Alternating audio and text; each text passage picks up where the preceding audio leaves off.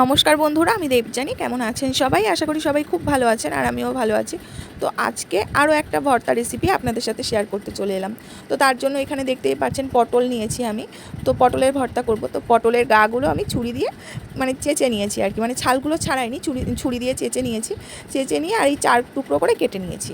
4 টুকরো করে কেটে এর ভেতরে যে দানাগুলো ছিল, পটলের ভেতরের দানাগুলো, তো ওই দানাগুলো সব আমি বের করে নিয়েছি। তো বের করে নিয়ে পটলগুলোকে খুব ভালো করে পরিষ্কার করে ধুয়ে নিয়েছি। এখানে আমি ওই 6-7টা মতো পটল নিয়েছিলাম। তো পটলগুলো ভালো করে ধুয়ে নিয়ে পরিষ্কার করে তারপরে এর ভেতরে দিয়ে দেবো জল। তো শুধু জল দিয়ে এখন আমি এটাকে সিদ্ধ করব, পটলটাকে সিদ্ধ করে নেব। এই যে দেখতেই পাচ্ছেন, এখানটায় পটলটা সিদ্ধ হতে যতটুকু জলের প্রয়োজন আমি ততটা জল এখানে দিয়ে দিচ্ছি। তো পটলের বাটাও খোসাও কিন্তু বাটা খায় অনেকে, আমিও খেয়েছি। আর এটা হচ্ছে গোটা পটল ভর্তা। তো এইবার দেখুন, পটলটাকে সিদ্ধ করতে বসিয়ে দিয়েছি গ্যাসে।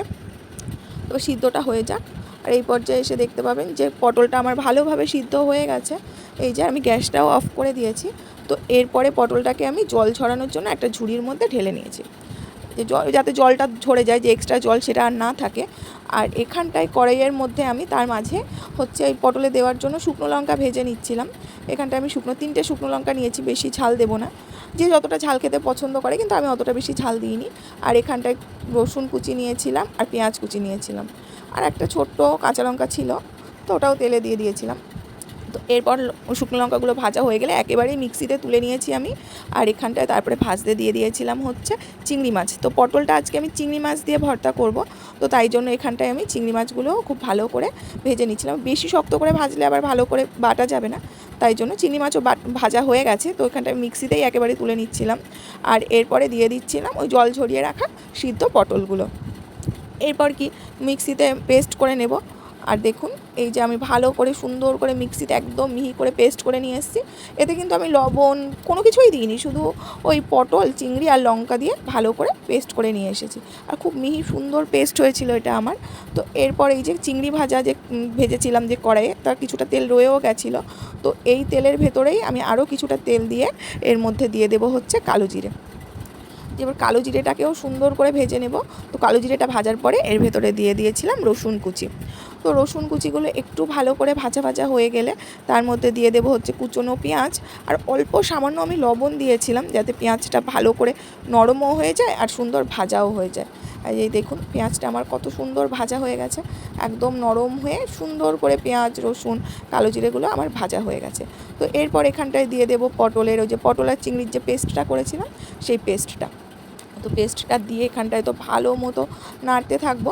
তো বেশ কিছুক্ষণ নেড়ে নেওয়ার পরে তারপরে এখানটায় পরিমাণ মতো লবণ আর সামান্য একটু চিনি। তো দিলে এতে কী হয়, টেস্টটা সুন্দর হয়, তাই জন্য অল্প সামান্য একটু চিনি দিয়েছিলাম।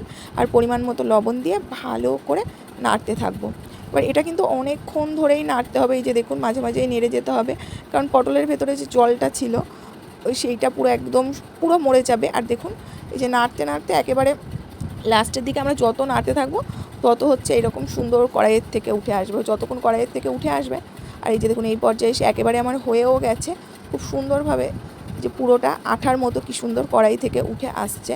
তো এরপরে গ্যাসটা নিভিয়ে এর মধ্যে আমি দিয়ে দিয়েছিলাম বেশ কিছুটা সর্ষের তেল, কারণ কোনো কিছু ভর্তাতে সর্ষের তেল না দিলে সেই ফ্লেভারটাই আসে না সুন্দর করে।